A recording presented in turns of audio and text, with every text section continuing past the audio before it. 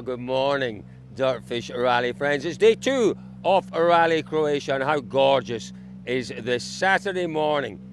And it's one of the absolute delights of our sport, the fact that it brings us to some of the most beautiful places around the world. And this, on a Saturday morning, well, I have to say, it doesn't get an awful lot better. We're in amongst the hills and the valleys to the west of Zagreb, and it's just beautiful. Beautiful burbling brook to our left, Rally 1 cars to our right. What have we got ahead of us today, folks? Well, we've got 8 stages again.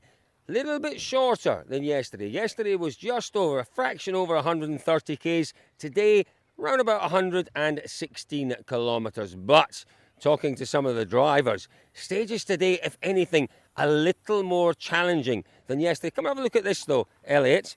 You know, you look at the road, just have a look at the road. It's bone dry, isn't it? It's out in the sunshine, it's in the clear. But look at this, it is damp still. It is damp. There's been a heavy dew and you can see it. You can see how wet my trousers are getting there. Now, okay, this is in amongst the grass, but the cuts will be damp. Potentially the surface will be damp as we come into the trees. The other thing, it's really quite chilly out there this morning. 5 degrees just a short while ago. Kalle Rovanperä going through his exercises there, ever so important, just to limber up, go through that routine before the start of the stage, particularly early in the morning as it is today. Let's have a quick word with Joni, just checking the tyre pressures. We don't want to interrupt too much.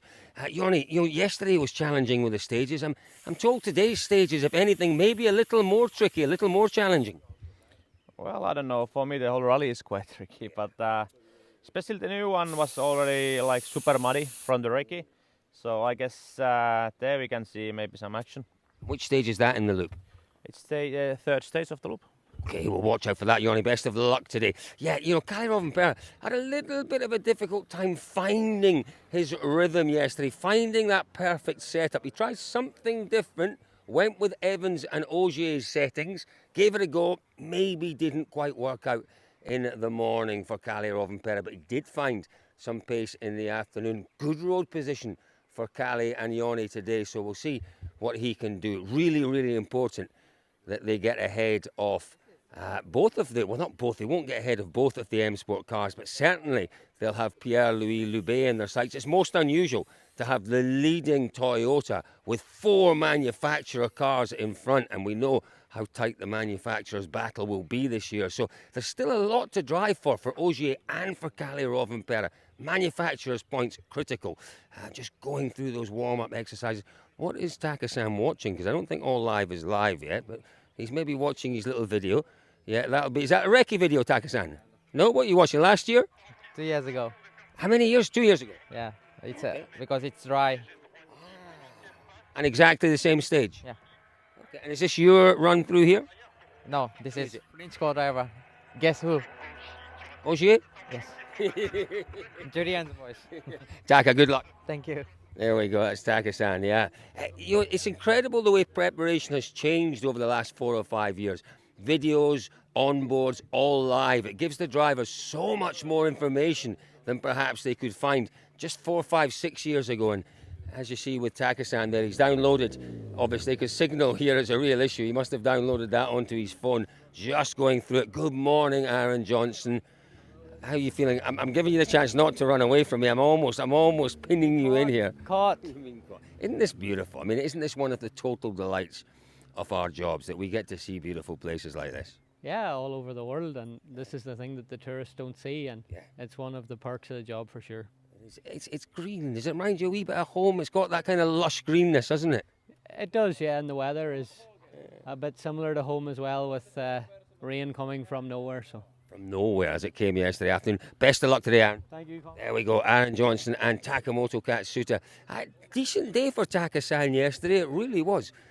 Just having like such a lovely. I mean, there's real camaraderie clearly between teammates, but between all the drivers and co-drivers, they get on remarkably well. They really do. Now, Kalle just heading off towards the stage. Let's head back and have a wee chat with Pierre-Louis Loubet. I talked about the manufacturers situation. Loubet will have Rovanperä and Ogier chasing him down today because Pierre is in front of both the Toyotas in manufacturer point scoring positions.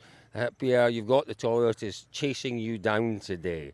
Does that put a little bit of pressure on you or not? Are you just going to drive your own race? I'm focused on me, and we will try to do our best. We don't need to think about the other, so let's try to be a bit more lucky than yesterday and do a good day. What should we look out for today? What stage in particular is the one that maybe is going to require the most focus? The new one is really tricky. The new one is really tricky. All of the stages are difficult, but for sure the new one it's a bit different. So you need to be very focused. And is that the third stage in the loop? Yeah. We will watch with interest. Best of luck. Thank you. There we go. Let's have a quick word with Nick. We've not had a word with Nicolas. He's just giving the thumbs up. His driver was very relaxed.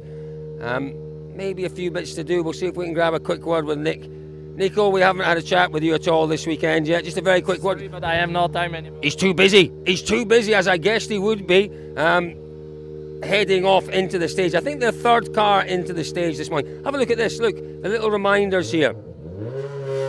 Remove rad blank. That normally sits, it quite often sits on the steering wheel of the driver, or maybe you see on the dashboard there, it'll sit on the dashboard there, and they remove those, they put them on the side when they've removed those blanks. It does happen, they do get left on occasionally, we have seen it. But yeah, here we go, look, a little bit of moving around, a little bit of, there's not, I wouldn't say it's frantic, it's not frantic at all, but they're going through their routines, getting themselves ready, heading into the stage, because Rovanperä has already headed off. So there we are, that's our first three cars waiting to go into the stage. We'll see whether or not anyone else decides to stop at our lovely little stop here on the way to the opening stage on Saturday morning. Now, Oyt Tanak and Martin behind us here. Third overnight in a great battle with Esa-Pekka Lappi, around about 30 seconds off the lead, but just a second or two between Oyt and Lappi. One or two issues for Oyt yesterday, but fingers crossed he has a good car working well underneath him this morning, because he showed some real pace on the tarmac yesterday. Now, look at this. Martin's obviously checking the tyre pressures, and it's reasonably relaxed just now. He's got plenty of time. But, you know, if you had to maybe adjust tyre pressures and you were rushed, maybe in the stage, something's happened, you've got to put some air in, every single second, every tenth of a second counts. I've never noticed this before. This is what they've done on the M Sport cars. There's a red arrow and a yellow cap on the valve. I've never seen that before. And what does that do? Well, it means you're not looking around. It is literally tenths of a second it'll save you, but you go straight to it. And that shows you, it shows you they're looking for every single potential second, tenth of a second that they can save. And all right, you know, 99.99% of the time, that's not going to be any use. But you stop in the stage, you've got to maybe put some air in your tyre, whatever it might be, you're straight there. You're not looking for the valve in around the black tyre. So, you know, I've not seen it on any other cars. I'm not sure. I think that's just something new on perhaps the M Sport cars. Oh, I've never seen that before. Is that something new for this year? Something new for you guys? What? This little red arrow and the little yellow cap on the valve. This arrow is not what you think for. Oh, it's not what I think. Oh, are you going to tell me anything else about that? Huh? You going to tell me anything else what it is for? Let's see how experienced you are. Huh? No, that's a test. You must have seen this before. It's been always there, actually. The red arrow's always been there. In every car, normally, yeah, they use it, especially on tarmac. I've never seen it. Here we go. There's a question. Okay, leave. Don't tell me. I'm going to work it out. I'm going to work it out. So it's clearly something to do with the valve. I've never seen the yellow cap. I've never seen the red arrow. It's nothing to do with the valve. Oh, right. Oh, dearie me. Is it to do with the rim? Something to do with the rim and something on the rim? Something to do with the wheel. Something to do with the wheel. Right, come on, let's have a look. Let's have a closer look. Oh, help me out. Someone help me out. Where's Luke Barry? Help me out, Luke.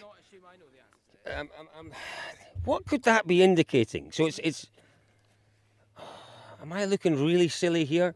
Am I looking really silly? Green dot, yellow cap, marker. I don't know. I thought my idea was a great idea to help you identify where the valve was. but clearly not. Yeah, there are certain things that appear, and we'll check the other cars and see if anyone else has got it, but certain things that appear on tarmac that maybe we don't see on other cars. Oit's laughing at me. You know, he's going to tell me. He is going to tell me. Oit Tanak, tell me, what's it for? Because it's going to drive me potty. What is the red arrow for? Come on. It's early morning, Saturday morning. I've not had enough coffee. You can just humour me by telling me what it's for. You will have a interesting day then. At least you can think about something, you know. Otherwise, it's just another day in the office. Never another day in the office when we're chasing drivers like you. Never another day in the office. All right, guys, I'm stumped. I am stumped. Where's George Donaldson when you need him? Completely stumped. Answers in the comments below. Why have we got those red arrows? Why have the valves got the yellow? It's nothing to do with my idea of locating things quickly. Watch your back, cameraman.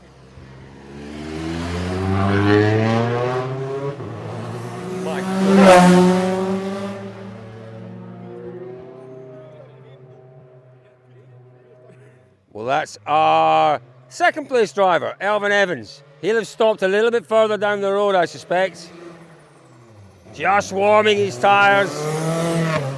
More importantly, warming his brakes up before he heads into this stage. Maybe a little bit further back down the road, Thierry Neuville, our top two, separated by 5.7 seconds. It's going to be a fascinating day. Elvin Evans very much with the momentum yesterday afternoon. It's going to be wonderful to watch. Evans against Neuville once again, folks. You know where to stay for all the news, all the action, all the drama as it unfolds on day 2 of the Rally of Croatia. It's here at dirtfish.com.